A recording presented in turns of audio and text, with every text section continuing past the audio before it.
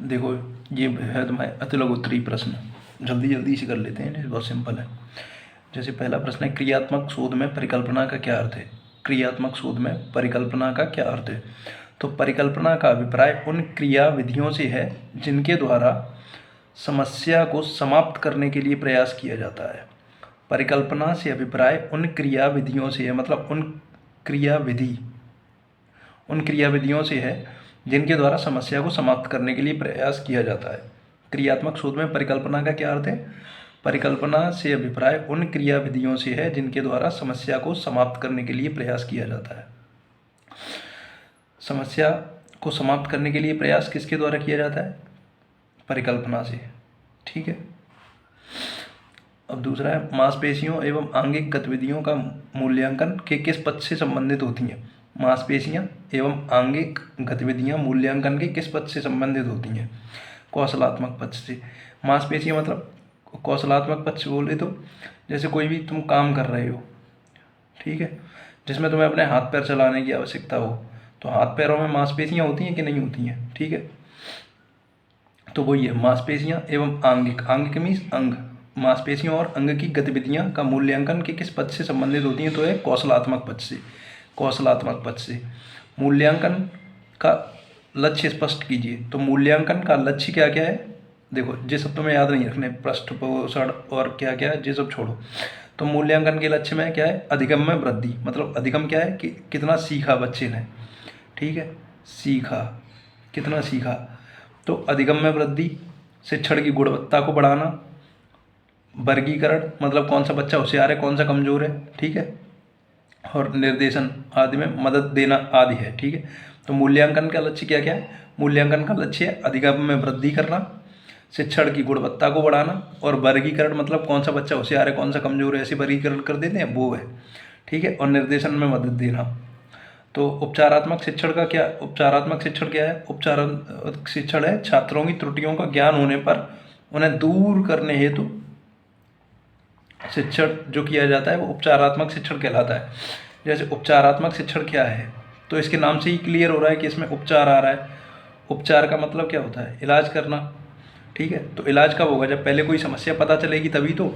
जैसे छात्रों की जो त्रुटियां हैं उनका पहले ज्ञान हो गया हमें, पर उसके बाद उन्हें दूर करने के लिए जो भी उनका इलाज किया जाएगा या जो भी किया जाना है, इलाज तो वैसे वहाँ होगा नहीं क्योंकि वहाँ डॉक्टर वगैरह थोड़ी हैं, तो वहाँ शिक्षण क्या कर सकता है, अपने शिक्षा के किसी तरीके के द्वारा उन्हें उन समस्याओं को दूर कर सकता है। जैसे कठिन चीज़ें हैं नहीं समझ आ रही बच्चों को, तो किसी दूसरे तरीके से बताएगा। ठीक है, तो इस तरीके से है कि उपचारात्मक शिक्षण का क्या है, छात्रों की त्रुटियों का ज्ञान होने पर उन्हें दूर करने हेतु किया जाने वाला शिक्षण उपचारात्मक शिक्षण कहलाता है। पहले त्रुटियों का पता लगेगा, उसके बाद ही इलाज होगा। क्रियात्मक शोध के चरण प्रदत्त विश्लेषण से आपका क्या आशय है। देखो, क्रियात्मक शोध के चरण प्रदत्त विश्लेषण से आपका क्या आशय है। क्रियात्मक शोध के चरण प्रदत्त विश्लेषण में शोधकर्ता निम्न प्रकार से विश्लेषण करता है। देखो, एक क्या हुआ, शोध के पूर्व की स्थिति, जैसे पहले शोध की कर रहा है किसी चीज़ पे, तो एक तो शोध से पहले की स्थिति होगी पूर्व की, एक स्थिति होगी बाद की। ठीक है, तो शोध से पूर्व की स्थिति और शोध के बाद की स्थिति, फिर क्या ऊपर एक दोनों स्थितियों में फिर तुलना कर लेते हैं कि जैसे कि कोई भी चीज़ है, किसी भी एक चीज़ में पहले एक स्थिति होती है। जैसे हम कुछ भी करने के चले किसी चीज़ में, मान लो हमने शोध किया, तो एक तो उसके पहले की स्थिति होगी कुछ पूर्व की, और एक होगी उसके बाद की स्थिति। तो अब इन दोनों में कितना अंतर आया ये पता कैसे चलेगा, ये पता चलेगा इनकी तुलना करने पे। ठीक, तुलनात्मक अध्ययन करने पर यह ज्ञात होता है कि समस्या का समाधान कहाँ तक हुआ है। ठीक है, अवलोकन क्या है, अवलोकन क्रियात्मक शोध का एक उपकरण है। अवलोकन क्या है, ये किसका उपकरण है, क्रियात्मक शोध का। ठीक है, क्रियात्मक शोध का क्या है, उपकरण है अवलोकन, जिसके अंतर्गत शोधकर्ता समस्या के बारे में जानकारी प्राप्त करता है। अवलोकन में क्या करता है, शोधकर्ता समस्या के बारे में जानकारी प्राप्त करता है, और समस्या से संबंधित विभिन्न स्थितियों की जानकारी विभिन्न माध्यमों से प्राप्त करना ही अवलोकन करना है। जैसे शोधकर्ता है वो क्या करेगा, शोधकर्ता माने मतलब जैसे कोई भी टीचर है, उसके बच्चे को कहाँ कहाँ समस्या आ रही है, वो ये जानकारी इकट्ठी करेगा कि समस्या के पहले के बच्चा सीख क्यों नहीं पा रहा है। ठीक है, और फिर वो उसका क्या करेगा, उससे संबंधित विभिन्न स्थितियों की जानकारी अलग अलग माध्यमों से प्राप्त करेगा। कि बच्चा केवल गणित में ही सीख नहीं पा रहा है, ठीक है, तो गणित के तरीकों से प्राप्त करेगा जानकारी, जैसे उसे कुछ पैसे गिनने के लिए दे देगा। या भाषा है तो भाषा बोलने सीखने में कोई कठिनाई है, या बच्चा मंदबुद्धि का है, तो ऐसी विभिन्न विभिन्न चीज़ों से उसकी जानकारी इकट्ठा करता है, तो वो क्या कहलाता है, अवलोकन कहलाता है, अवलोकन। ठीक। अब प्रश्नावली से आप क्या समझते हैं? प्रश्नावली से आप क्या समझते हैं? प्रश्नावली क्रियात्मक शोध का एक उपकरण है। प्रश्नावली भी क्रियात्मक शोध का एक उपकरण है। शोधकर्ता समस्या के समाधान हेतु स्रोत से विभिन्न जानकारी प्रश्न कर प्राप्त करता है। देखो, प्रश्नावली से आप क्या समझते हैं? जैसे कि क्या है, बच्चा है कोई, ठीक, तो आपने बच्चे से पूछा कि बताओ तुम्हारे माता पिता का नाम क्या है, तो बच्चा बता देगा कि उसके माता पिता का नाम कुछ भी है। अब बच्चे से पूछा जाएगा कि तुम्हारे माता पिता करते क्या हैं, तो बच्चा अपना काम बताएगा अपने माता पिता के कि क्या काम करते हैं। फिर उससे कुछ पूछा जाएगा कि तुम्हारे माता पिता का ब्लड ग्रुप क्या है, तो वो बता पाएगा या नहीं बता पाएगा। ऐसे तरीके से मतलब शोधकर्ता समस्या के समाधान हेतु क्या करता है, स्रोत से विभिन्न जानकारी प्राप्त कर प्रश्न करता है। ठीक है, ठीक। विभिन्न जानकारी कैसे प्राप्त करेगा? बच्चों से, उनसे प्रश्न करके तब प्राप्त करेगा। तो जैसे नाम से ही क्लियर हो रहा है, प्रश्नावली से आप क्या समझते हैं? तो आए तुम लिख देना, प्रश्नावली क्रियात्मक शोध का उपकरण है और शोधकर्ता समस्या के समाधान हेतु विभिन्न स्रोत से जानकारी प्रश्न कर प्राप्त करता है। प्रश्न करोगा तो जानकारी प्राप्त कर लेगा। सतत एवं व्यापक मूल्यांकन कब लागू हुआ? सतत, देखो, ये सतत एवं व्यापक मूल्यांकन वर्ष 2009 में लागू हुआ था। सतत एवं व्यापक मूल्यांकन वर्ष 2009 में लागू हुआ। जी याद रख लेना कदई करके, जी 1 नंबर में जरूर मिल जाएगा। वर्ष 2009 में लागू हुआ। सतत एवं व्यापक मूल्यांकन वर्ष 2009 में लागू हुआ।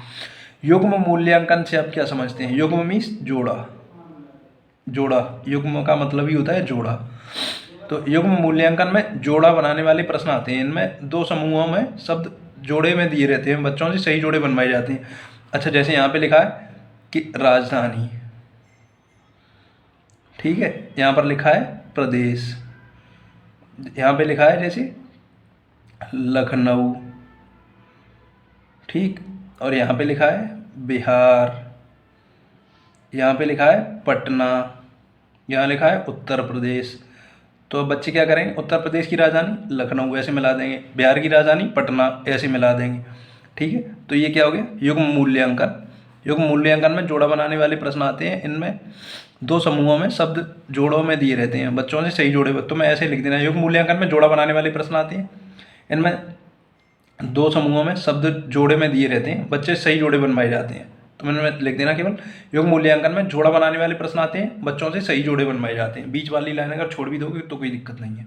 और एग्जाम्पल में ऐसे करके दे देना, राजधानी एक तरफ लिख देना और प्रदेश लिख देना, उत्तर प्रदेश की राजधानी लखनऊ, बिहार की राजधानी पटना, ऐसे करके तुम दे देना। ठीक है। क्रियात्मक शोध का अंतिम चरण बताइए। क्रियात्मक शोध का अंतिम चरण, क्रियात्मक शोध का अंतिम चरण है निष्कर्ष निकालना। मतलब किसी भी शोध का अंतिम चरण क्या है कि उसका रिजल्ट प्राप्त करना, कि इसमें क्या निष्कर्ष निकलता है इससे, वो। ठीक है। अब देखो, साक्षात्कार से आप क्या समझते हैं? यह एक क्रियात्मक शोध का उपकरण है। यह भी क्रियात्मक शोध का उपकरण है। यह एक प्रकार की मौखिक प्रश्नावली है। कैसी प्रश्नावली है? साक्षात्कार। साक्षात्कार क्या है? अगर वैसे समझो तो ये है इंटरव्यू। इंटरव्यू में क्या होता है? सामने आमने बैठ के ही तो प्रश्न करते हैं। ठीक है। इस विधि में शोधकर्ता एवं साक्षात्कारदाता, एक तो शोधकर्ता होगा जो शोध कर रहा होगा, एक साक्षात्कारदाता होगा कोई हमारे तुम्हारे जैसा जो अपना साक्षात्कार देने गया होगा।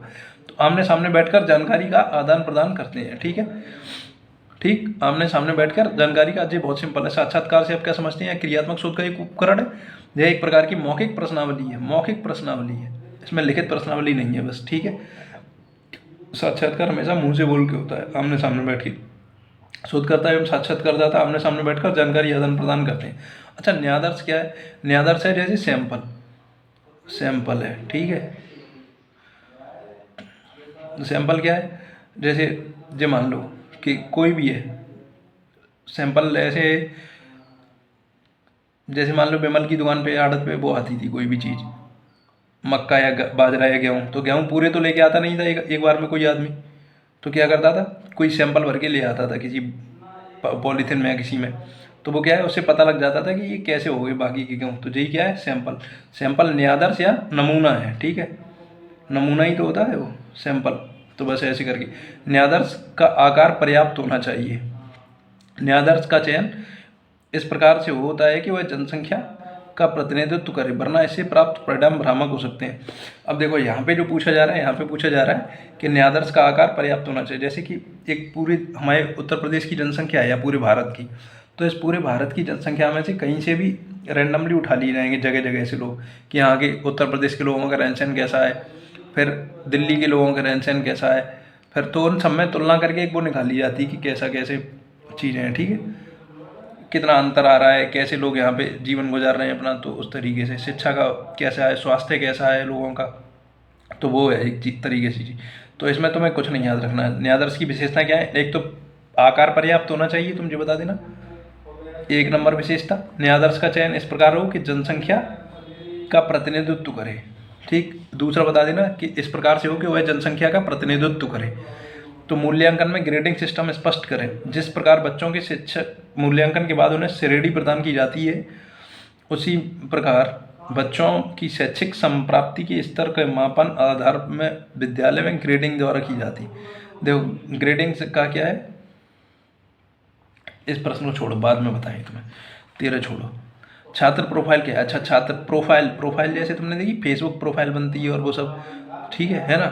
तो क्या है कि छात्र प्रोफाइल वह अभिलेख है जिसके माध्यम से बच्चों की प्रगति, विद्यालय के वातावरण से उनका समायोजन तथा उनके विकास की गति तथा दिशा का ज्ञान उपलब्ध होता है। कहने का मतलब ये है कि एक छात्र की प्रोफाइल एक पूरी तरीके से एक छात्र की फाइल बना लो तुम, और उसमें सब कुछ लिखो कि बच्चा प्रगति कर रहा है कि नहीं कर रहा है, या विद्यालय के वातावरण से उनका समायोजन कैसा है, जैसे बच्चों में घुल मिल के रह पा रहा है, टीचर से खुल के प्रश्न पूछ पा रहा है कि नहीं, उसके विकास की गति, वह जल्दी सीख जाता है चीज़ें कि धीमे सीख पा रहा है, सही दिशा में वो जा रहा है कि नहीं जा रहा है। तो ये क्या है, ये छात्र, तो इससे क्या रहता है कि जैसे अगर हम ये एक तरीके से रिकॉर्ड समझ लो, जैसे फेसबुक प्रोफाइल है तुम लोगों की, उसी टाइप से। और नहीं तो इसे वैसे समझ लो जैसे हर थाने में एक अपराधी की फाइल होती है, तो उसकी क्या है कि प्रोफाइल है कि इसने कौन कौन से मुकदमे कब कब इस पे दर्ज हुए हैं, इसने कौन से केस कब किए हैं। तो इससे क्या है कि उसका एक रिकॉर्ड पता चल जाता है, और यही पता चल जाता है अपराधी घातक है, खूंखार है, कि मोटरसाइकिल चुराता रहा है, कि मर्डर करता रहा है। तो इसी तरीके से छात्र की प्रोफाइल होती है, वह अभिलेख है जिसके माध्यम से बच्चों की प्रगति, विद्यालय के वातावरण तथा उनका समायोजन, उसके विकास की गति तथा दिशा का ज्ञान उपलब्ध होता है, ठीक है। तो फिर अब मूल्यांकन है तो कितनी परीक्षा होती हैं, जो तुम्हें भी बताया, तुम भी 3 परीक्षा देते रहे हो, सत्रीय परीक्षा, फिर अर्धवार्षिक परीक्षा होती थी तुम्हारी, फिर वार्षिक परीक्षा होती थी, है ना, ठीक। अभी यहीं तक रख रहे हैं।